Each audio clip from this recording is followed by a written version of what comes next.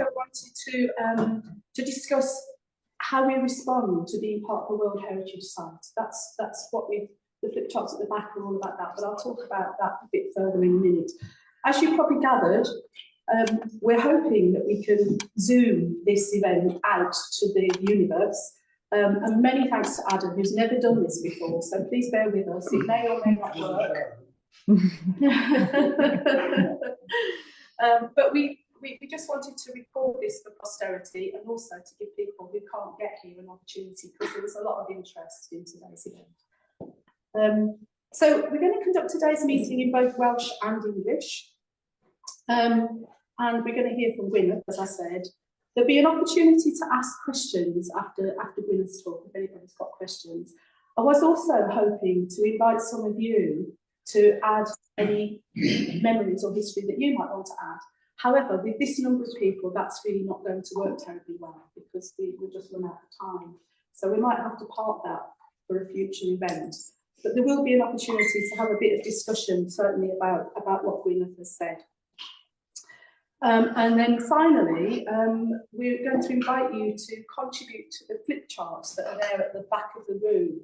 We started working on those, well, we've been working on them for some time, but we started with those at the last event, which was a month ago, of which there were only 5 people, as I said. And basically, we're asking you what your thoughts are about the World Heritage Site. First of all, we're asking, why is our community heritage so important to us all? And then, you know, what do you think the opportunities are from being part of the World Heritage Site, but also what are the threats? We'd also like to get some feedback from you about what you think the Community Heritage Project should do next. So we've got a series of suggestions. So when we get to that part, please feel free to add your own comments to the ones that are there already. And we've got sticky dots, as you know, to play with. So the green dots mean you think something is good, a good idea, and the red dot means you think it's a terrible idea. So feel free to add dots. I'm running out of the coloured dots, but there are some pens, so I've got some white dots, so you can make your own coloured dots. So that's the last part of today's event. I want to take this opportunity to just thank a number of people who've contributed to making this happen. Gwynedd, obviously, who's I think beginning to regret agreeing to do the talk now. But we're very grateful to him for agreeing to do it. Sue for bringing the flasks, and also for being my backup, and Viv as well, as well, because I don't want to go on about this, but I have been a bit poorly, and so it was possible I wasn't going to be able to be here today. So Sue and Viv are there as backup, just in case they need to step in. So thanks to them. Adam for organising the Zoom, Jackie and Leanne for helping me distribute the leaflets. Andrew wrote, is Andrew here? Anyway, oh there. Andrew's been doing some translation for us on the Facebook page, so big thanks to him. And Mania Hughes, who can't be here today, but who's also done some translation for us in relation to this event. And Mike Distenson, who also can't be here, but he did the formatting of the flyers and printed them for us. And anybody else that I've forgotten, thank you very much.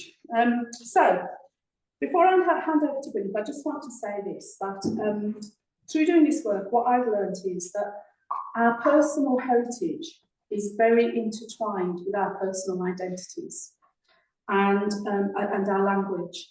And we all feel very passionate if we feel that that's being disrespected, that our heritage or our language is being disrespected.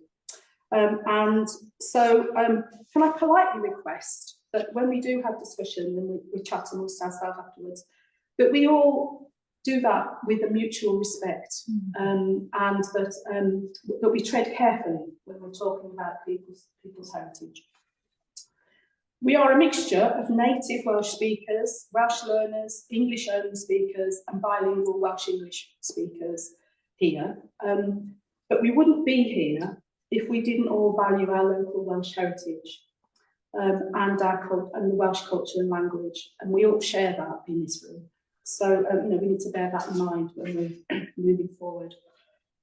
So feel free to contribute in the language of your choice. All will be welcomed and respected. If you'd like to offer your, speaking Welsh, speaking English, speaking both, entirely up to you, and all of that will be welcome. We are hoping in the future to be able to provide simultaneous translation, but that's actually quite expensive, and at the moment we've got no funding, so we have to make do with what we can and just do our best in the circumstances we're in. So that's enough from me. If you don't want to be in the film, then you won't be in the film because you're not in the camera line, so that's all fine. So without further ado, I'd like to introduce Gwynedd, or at least invite Gwynedd to introduce himself, because he knows more about himself than I do.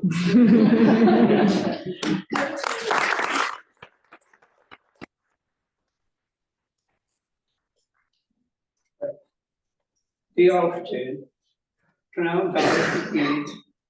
Mae'r cyfarfod yn newid yn ddwyieithog, bilingual.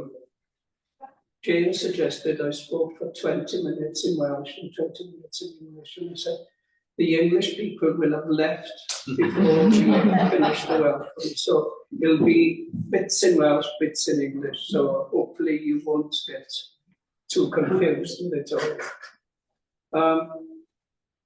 I lived I won't say most, a large part of my life in the village. I wasn't born here. I was born in Abergynolwyn before the Second World War. And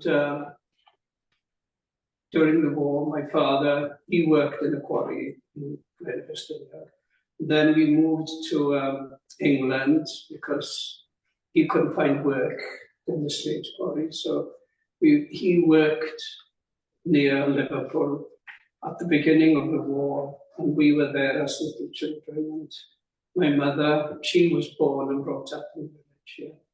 She got fed up with the bombing there. We were very close to the bombing.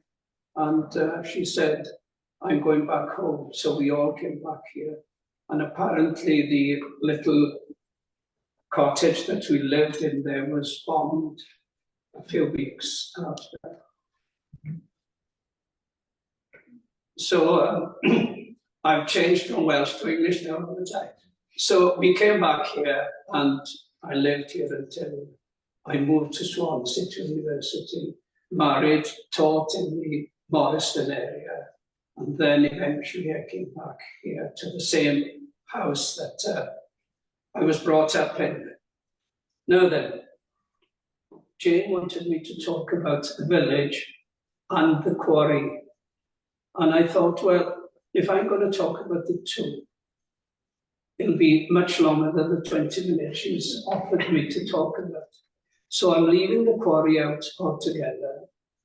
There might be a time at a later date that she might invite me again, but possibly not after what I've said now.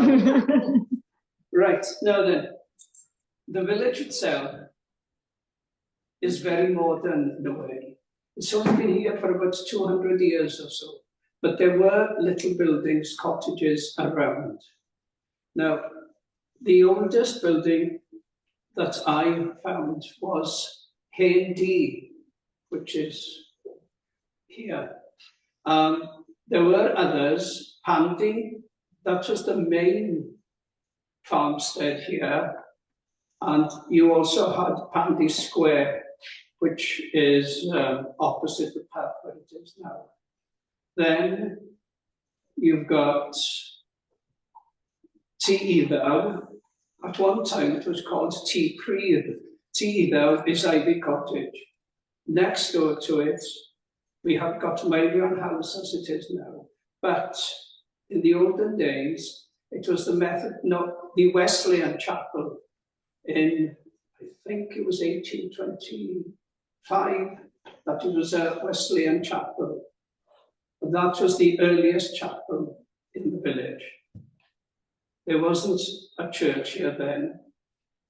What other houses? Oh, we had Tidalian, which is opposite the railway, not the water street.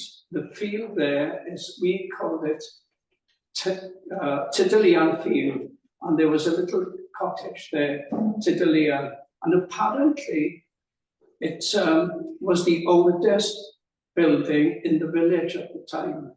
How old, I don't know. And very interesting, the word Tidalian, Lian, means a nun. Now then, why was there a nun there?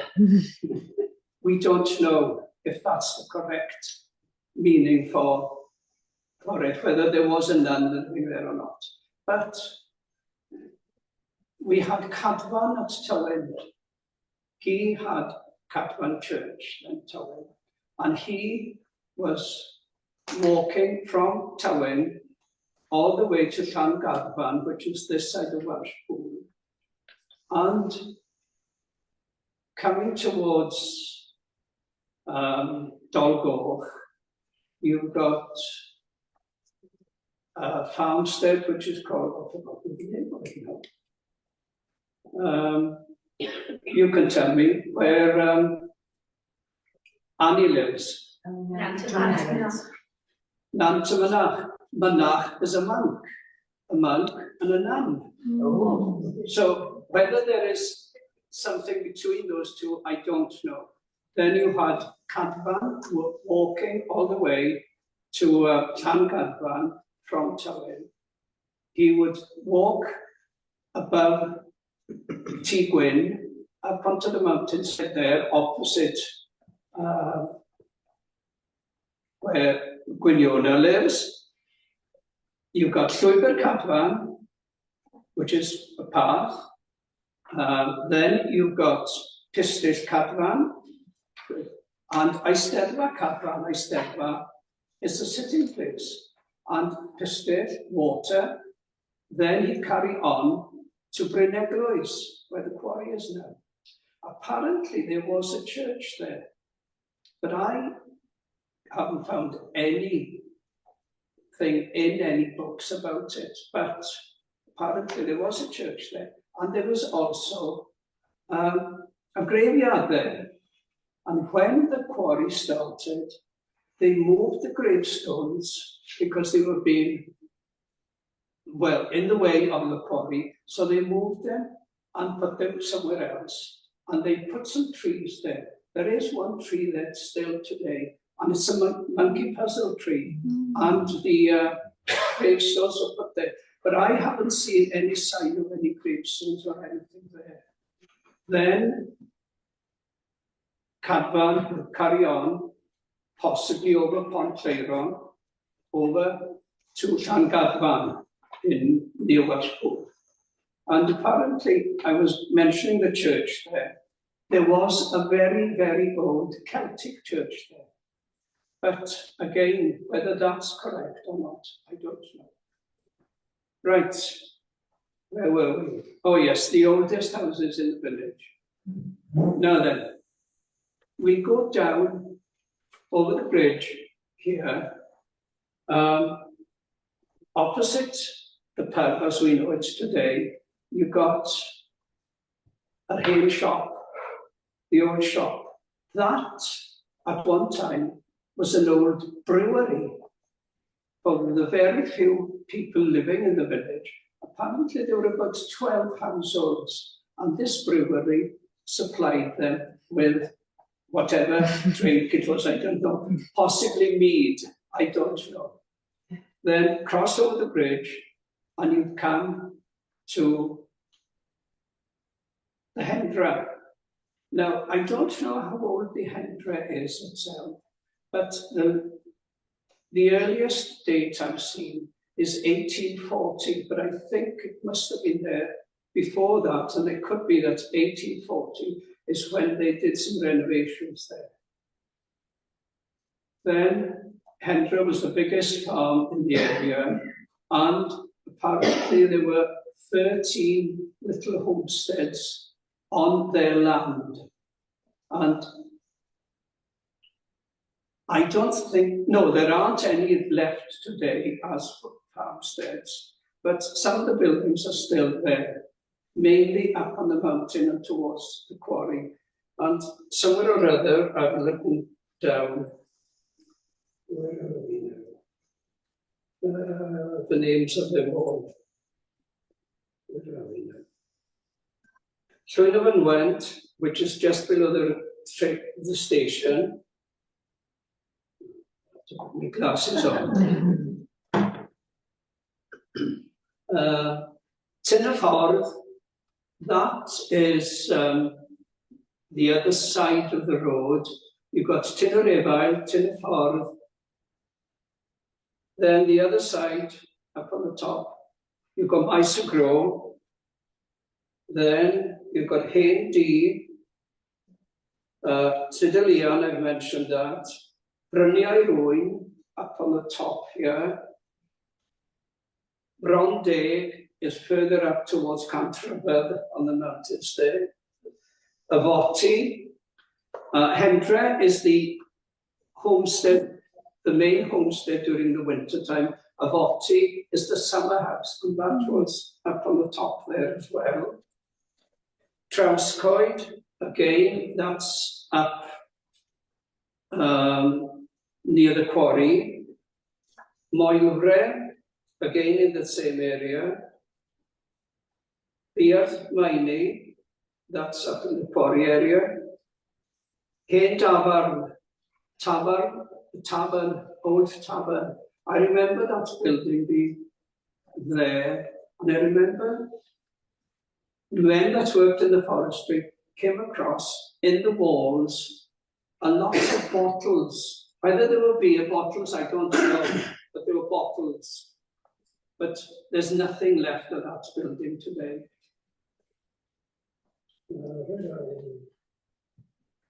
And then you've got Cantrabedd, which is up on the quarry there. Right. What else was I going to say about that? Then, oh yes. Now then, the village, as I said, is more or less at the confluence of rivers. If you go back, well, we can't go back, millions of years ago, where the earth was covered or may be covered with ice, and then you had the ice coming down the valley, and it scooped into U-shaped valleys where the ice had been. And if it's a V-shaped valley, it's been shaped by rivers. Now then, why have we got a V-shape going that way and a U-shape coming this way?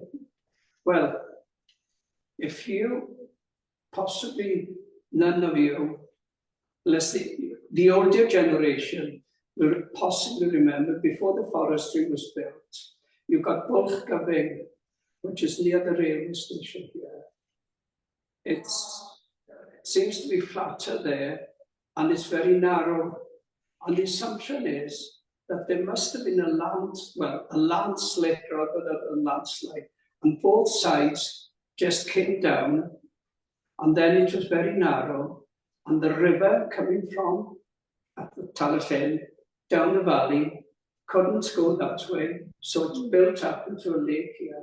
The river from up here then cut a track across towards Llanfihangel, and what we call that then is a river capture, and it's taken the river that way. And therefore we've got, in a way, three valleys here. Right, going down this valley, you've got a number of places. I've mentioned some of them to you. You've got Maes Tregnant, Pentre Maes Tregnant.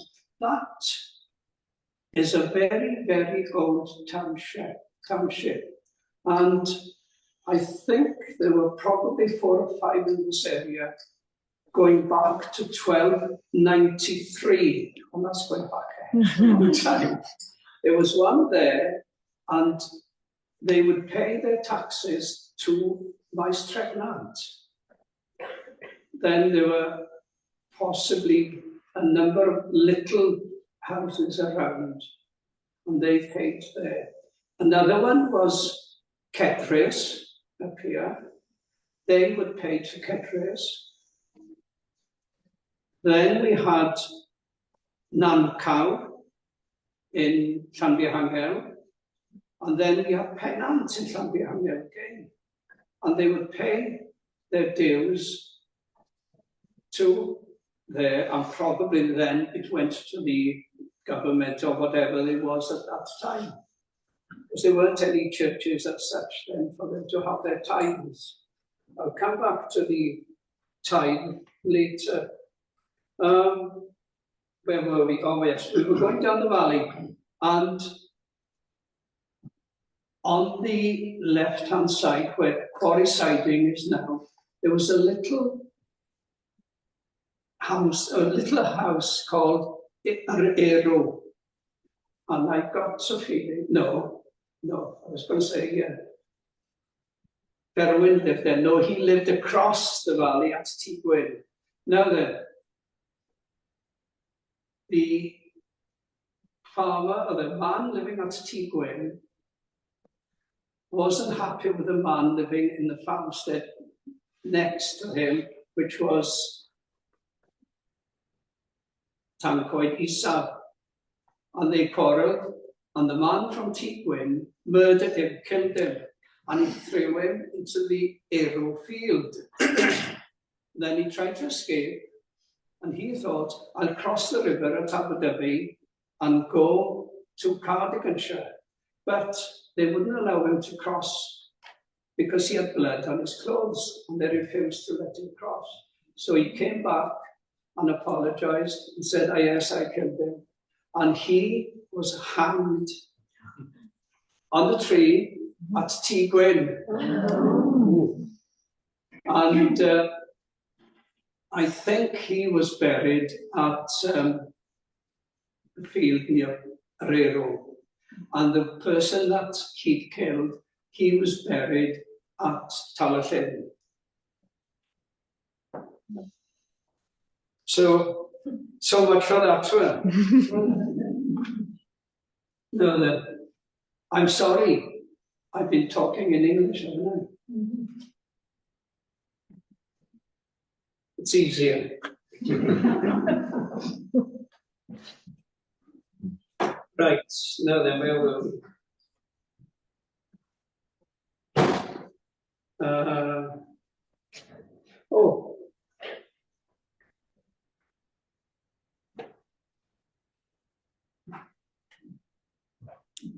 Right, the rivers. We call it the Gwynedd. Why is it called the Gwynedd?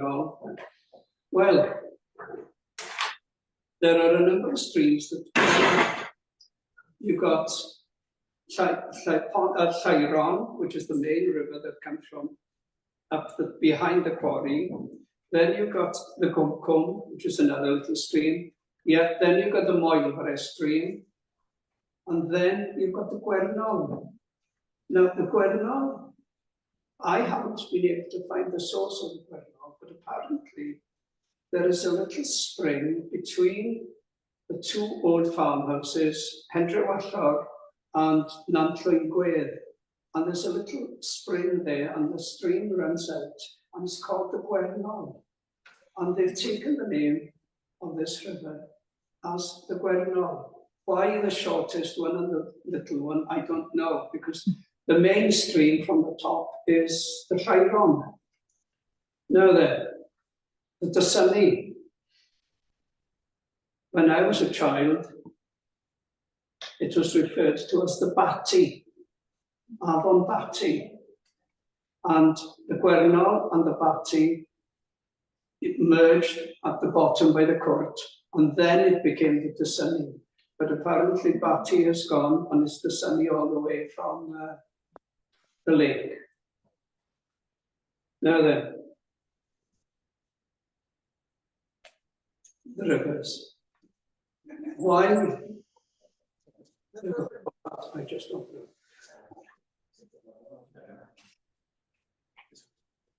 know.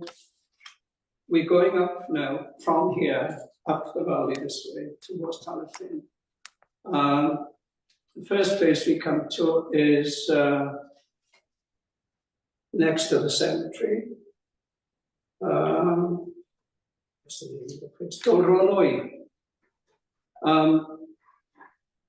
You live in Dolrolwy, don't you?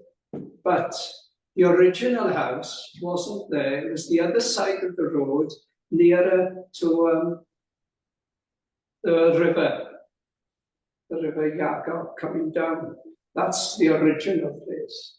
And when they built your bungalow, they put it there and didn't take over the land that the other house had. Then I mentioned Ketris, which is the farm further up again on the left-hand side. Near Ketris, there was a turnpike house. We used to call it T Tyrpag. But, no, then what was it called? Can't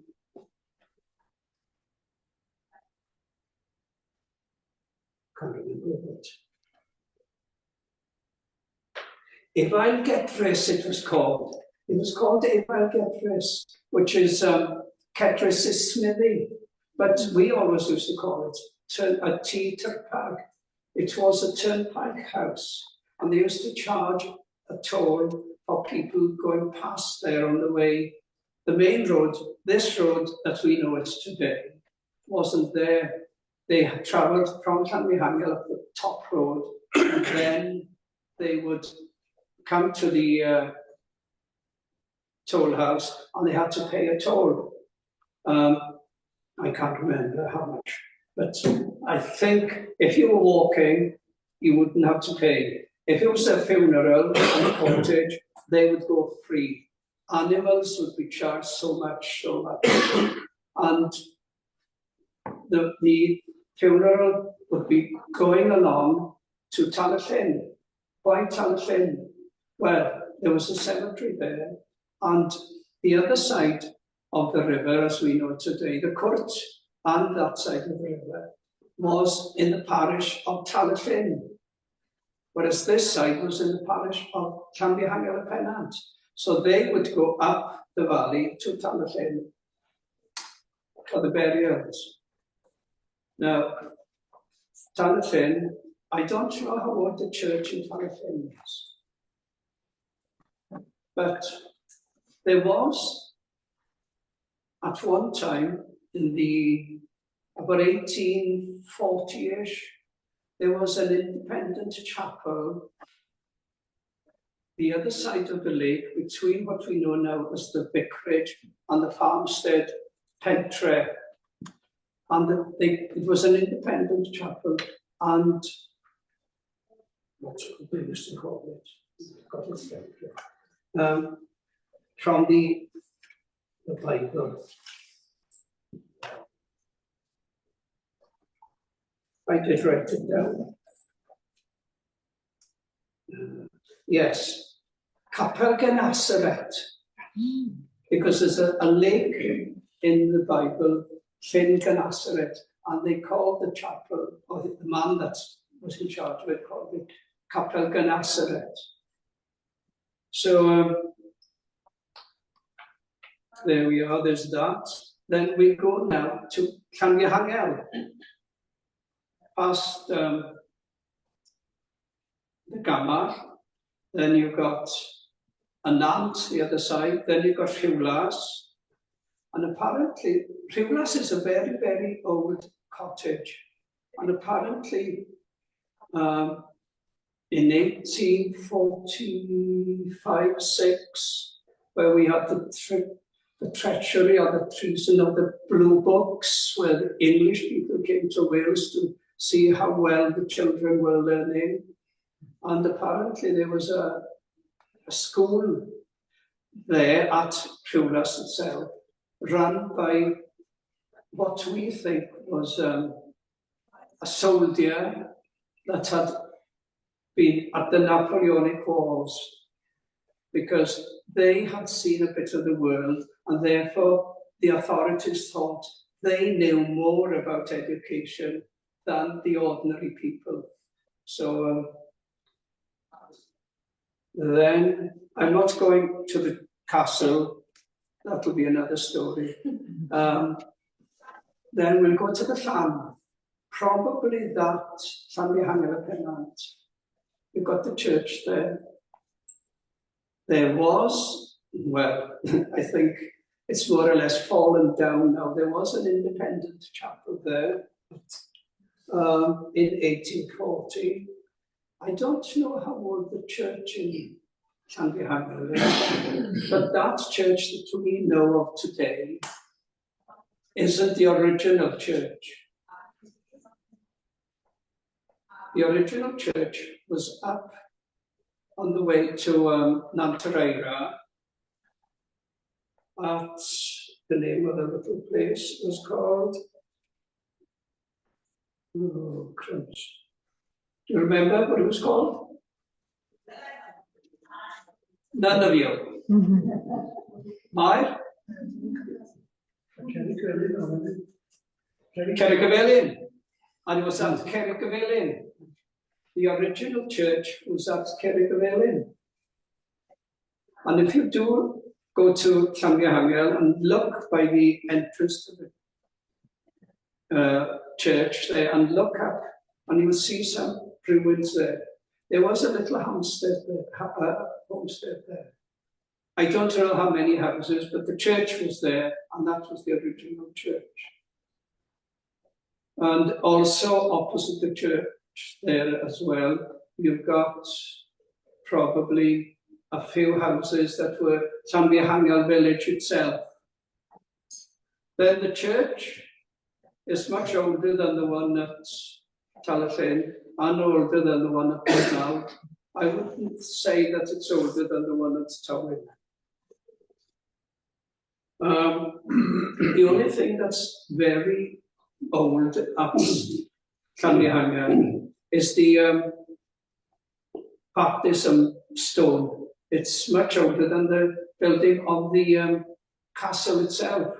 So that's going to be older than the castle was built originally by the Welsh in the 1220s, 1230s, and it was taken over or conquered by the Normans in 1293.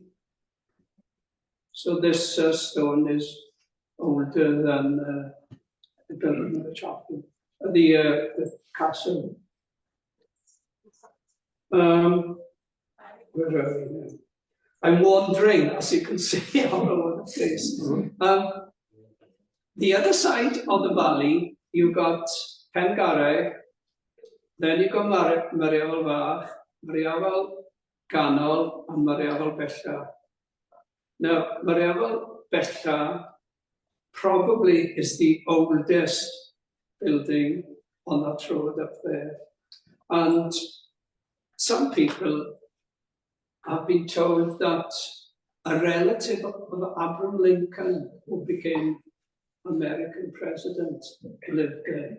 But I very much doubt it. I very much doubt it.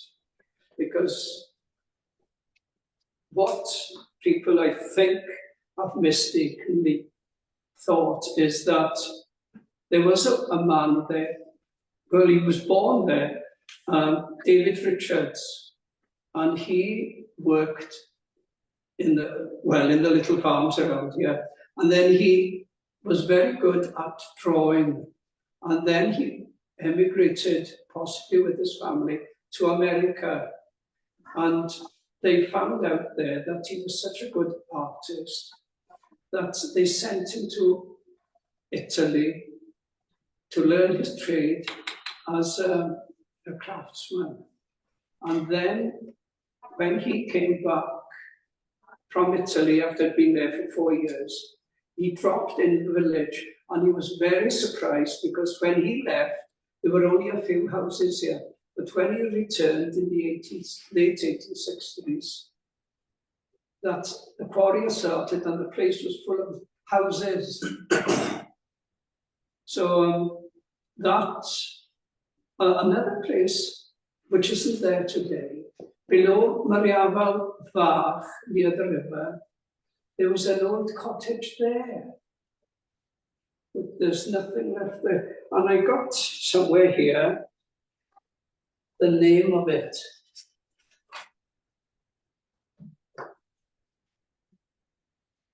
if Maya wants to know what it's called, you have to come to me after. She's taking notes, but I know what she's going to be up to after this. I don't think Maya knows who I am, do you?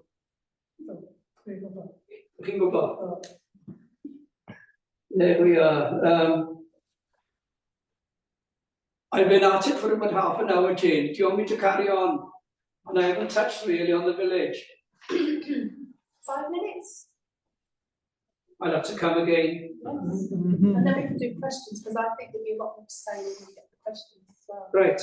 Well, as I said earlier, the village as it was is only about 200 years old, as it is now, because you had all these old houses, and then once the quarry came, they had to find buildings for the workers. So the McConnells started building houses here.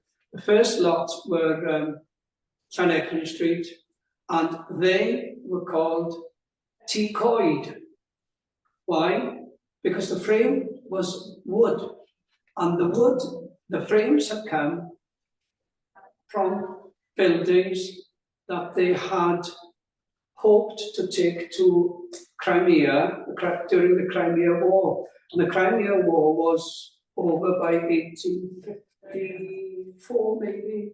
And I presume the frames for these buildings were there, so they probably the McConnells bought them, and they used them for Llanecklyn Street, and that was the first street that they built in the village here, and they were called Ty-coed at one time, wooden houses. Then you had Water Street. I think it was 1865 Llanecklyn Street, 1866 Water Street, and then a year or two later they built Tannebryn Street. And chapels. Well,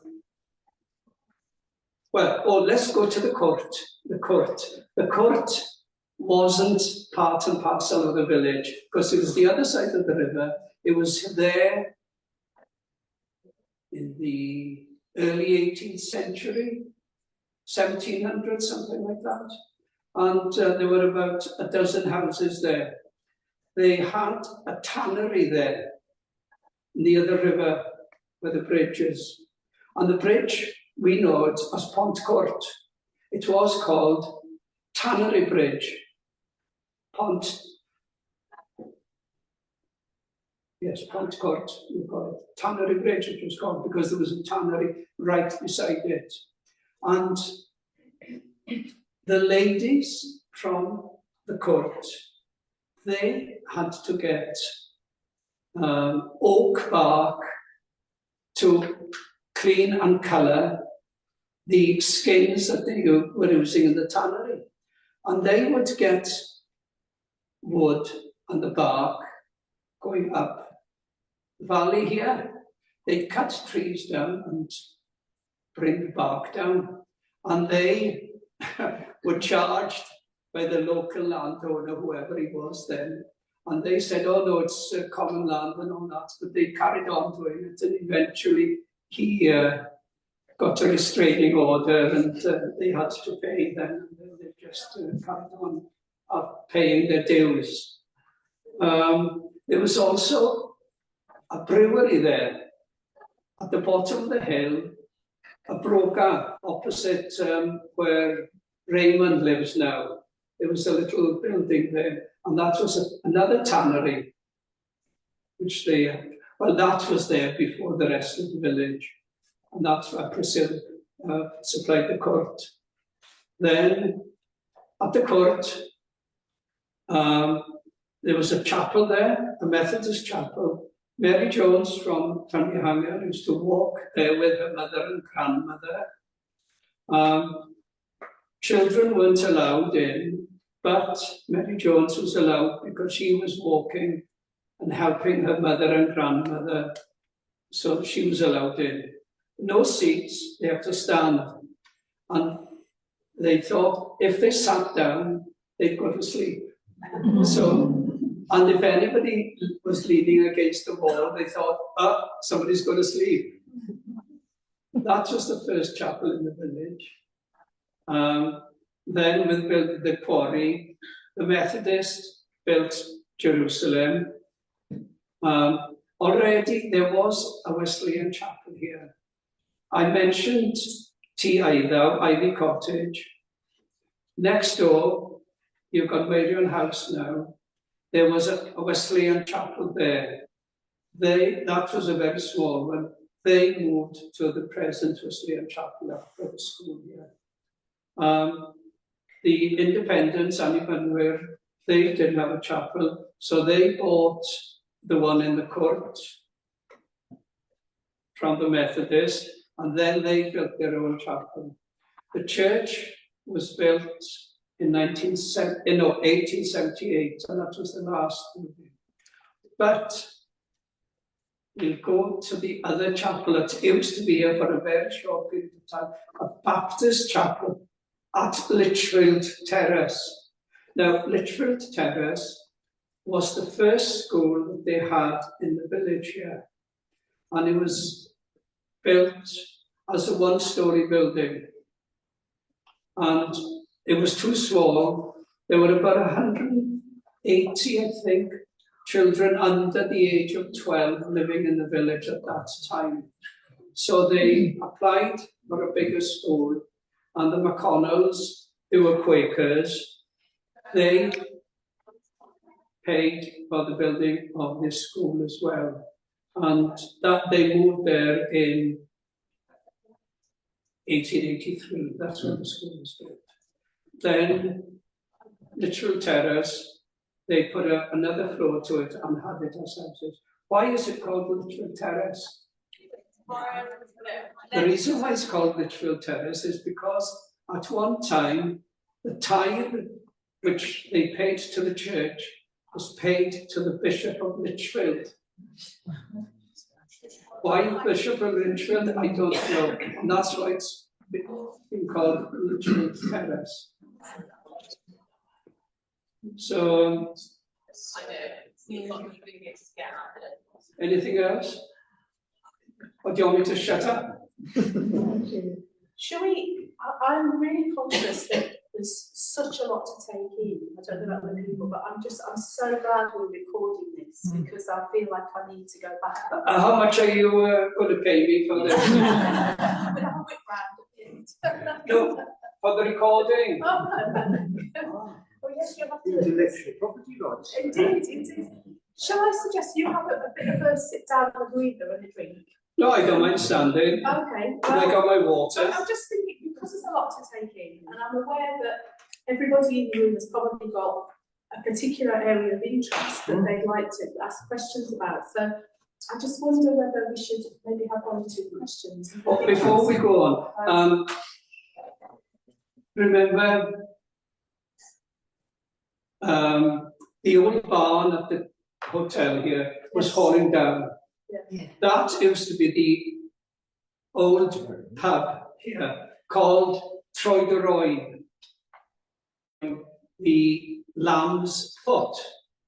Now, it wasn't listed. And so the people living at the pub wanted to take it down, and we contacted various bodies. I spoke to the National Park, I spoke to Cadw, and they said, oh, it's not listed. I said, why isn't it listed? It's the old building, one of the oldest buildings in the village. And they said, oh, we didn't get round to it. And they said that the only buildings in the village that were listed were Brent Street and a hay shop, which is opposite the pub now. And I said, why Brent Street? We don't know. And I questioned various other people, and they said that somebody living in Brent Street didn't want it changed at all, and they, because somebody was going to put new windows or something in there, and they badgered Cadw or whoever, and it was listed. And I said, why not the rest of the village, which is much older? There we are. I'm not saying any more. Thank you. Thank you. What can we say? I'm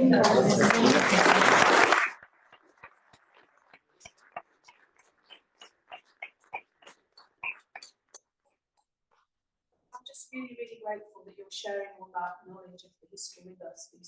It's just so dense, as I say. There's a lot to go back to, and I'm so pleased that we're able to. Yeah, well, when I was at school, I did a lot of work on the quarry and a bit of the village, and when I went to South Wales, I took it all with me. Then when I came back, I thought, oh, I've got enough rubbish. I just went. And the only thing, I did take a lot of pictures of the quarry, and I only had 2 that I came across later. And one of them is on the board over there of the big dam and the ponds, the Lleiron. And that's the only one I've ever seen. I haven't seen, and I've asked other people whether they've seen pictures of the Lleiron, and they said no, never. So I lent it to the Abergynolwyn to put up there, but it's mine really. Right, shall we see what the where to start? Would anybody like to ask a question or ask Gwynedd to elaborate on any particular point that you've heard of so far? Or are we all a bit dumbstruck with Andrew? Would you like to? Our Barthelor School like that was founded by McConnell's national school. It was, I think it was a national school. Even be under the Church of England then. No, it wasn't a national school. What was the other one? It wasn't a church school, and it wasn't a national school. No, they were Quakers, and they were quite happy to give them money for good causes. And the children in the village, there wasn't a school. The literal school was far too small for them all. No, it wasn't a national school. I can't remember what it was, but it wasn't a church school at all. Nothing of that sort in the village. So it wasn't a state school then? No, it wasn't. No, it wasn't. So it would be a private school? No, it wasn't. Yes, it was a state school, It was yes. a state school? Yeah, whatever they had in those days. Yeah, the mention about the Crimean War sounds fascinating to me. For instance, it appears that this village took the first opportunity of buying government surplus, army surplus, to build houses and that. So it'd be fascinating to know the design, what sort of money they paid for it. I mean, that's a big story in its own right. Well, you can research it. I've gone too old now. Join the club. Yes, look into that. It's fascinating. Yes, the frames were all wooden from buildings that they had for the, I presume for the troops, the soldiers at the Crimean War. Whether they were brought back or whether they were built here and hadn't taken them out, I just don't know. Yes, but it's there's a 10-year difference between the end of the Crimean War and the building of the village. Well, still, it was at the forefront of army surplus. I actually read somewhere years ago when I first came down here that Tannibryn Street was actually built by some surveyor from London to make better class what the McConnells did was to use their own people from Manchester. Yeah. And the houses were of a better quality, than they had in the English working class areas. Yeah, and they're sort of different sizes, aren't they? You've got the bigger ones one side and the smaller ones, and then as you get lower down, they get smaller again, don't they? Yes. Well, Water Street, you've got 3 different sizes there. And again, the Tannibryn Street, this side, they're all the same. The top side is different, aren't they? Yeah. Because there was a couple of shops, wasn't there? Yes, you had the shop on the corner, and the quarry workers used to stop there on the way up to the quarry and to get something. Because didn't they pay the rent to the McConnells, didn't they? Yes. So when they got paid from the quarry, they were actually giving money back. Yes. And the shop was run by the McConnells, wasn't it? I don't know whether it was run by the McConnells, but they would pay rent. Yeah, they paid. Yeah, because it went round Yes. the circle, didn't it? And I think the first post office was in Tannerbridge Street. Is it Cressulva, the biggest house along there? Yeah. I think the first post office was there. Because the one on the corner, number 1, they've got the old one. They got the old like a hoisting that used to bring the stuff. Yes, that's it. Yes, to the top, yes. haven't they? Yeah. Yeah, the post office was there, and then I think the family from there married, and the daughter or whatever came to what we know now as the old post office. Yeah. The post office that you lot know is the one on the corner, which is now bed and breakfast or whatever. That one moved there, then it moved to the other one, and the building in the middle was a cobbler. Oh, right. Yes, he was a cobbler. I mean, you spoke about the tanneries, but there was the tanneries. There was another trade. There was another trade, wasn't there? They did in the village. I've forgotten what it was now. But there was another. There was a brewery. There was a tannery, and there was something else, wasn't there? There was a cobbler. Wasn't there a cafe? There was another couple of cafes, wasn't there? Oh yes, it was at a actually. Yes, and what we know, what was the last paper shop, post office, now is was it a B&B or whatever it is? Yeah. That was a smithy at one time, and if you look at the building outside, the bottom stones are stones from the river, rather than, and then the top part is, and the same with Myron House. The bottom part is big stones, and then you've got the When did the powerhouse get built? powerhouse, 1926. Oh, that was a lot later. Yes, wasn't it? yes. And the reason why they thought the smithy on the corner, they found a lot of what do you call it? The Welsh word is pedol. Horseshoes. Well, they weren't horseshoes. They were shoes for geese, because they used to walk geese. And they found a lot of those there, and they were walking geese to the markets. Well, I was going to say, they also, as well as doing this spot thing for talent, didn't they all keep pigs or something? Well, that was at a later date. That was a later date, wasn't it? Yes, once the McConnells, they gave them land. Well, they didn't give them land. It was land which was rented as allotments, and a lot of them had to pay. Well, when the state came out of the mine, wasn't it sent abroad to be dressed? No. It was dressed here. Yes. It was dressed here. Yeah. I'm just wondering, Maya, I'm aware that Gwynedd mentions Cadban, and also the chapel up at the quarry as well. But you did a story for us when we were during lockdown. Do you remember you did some story videos? Yes, for us? Yes. And one was about a story about yes, it's the one about Cadban getting lost in the mist as he was walking to Cadban. Yes. Oh, And then he comes down and Cwm Cabian. Yeah. Yes. It's a mixing of fairy stories with saints. Dangerous things.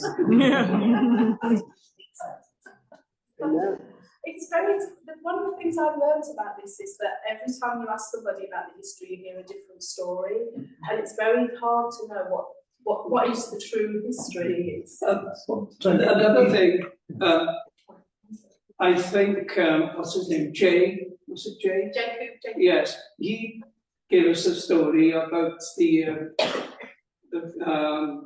dam bursting, didn't he? Well, some people thought that there was an old man living in the Pandy here. He was taken, some people say, to Tannerbridge Street, but that's the only the record I've had on him going to town registry, everybody says that they went to the Wesleyan Chapel.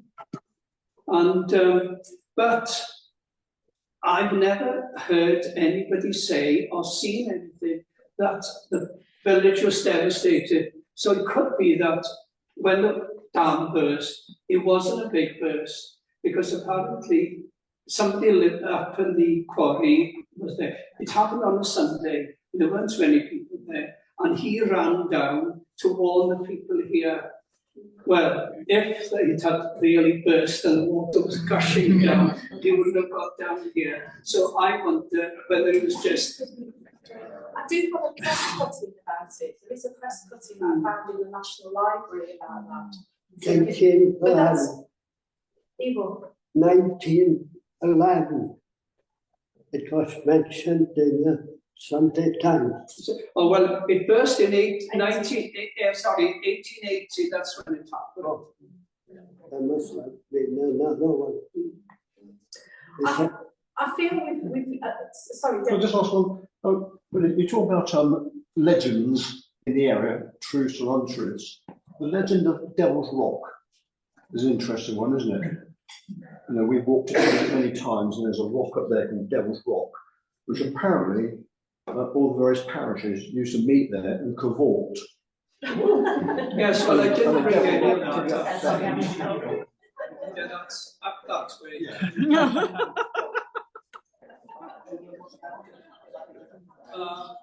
I know a little bit about it. But, well, that's all I heard, that the various parishes would meet up there, not supposed to, and cavort.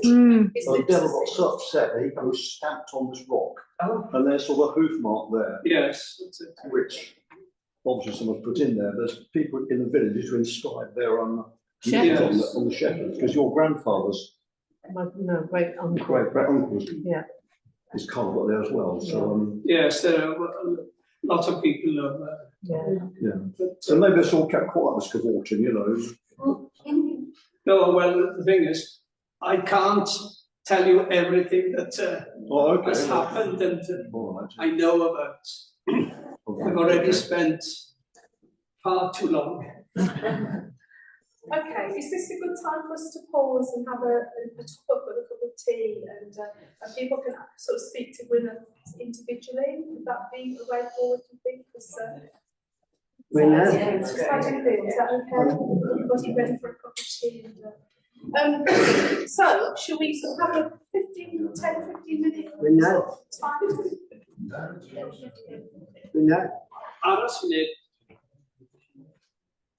Sorry, No, you get them to have their cup and then otherwise if you sell me. All right, well, look, you can speak to Gwynedd while we're having our cup of tea if you want to. So 10 minutes and then we'll reconvene because I would like to speak to you about the electronics. Thank you.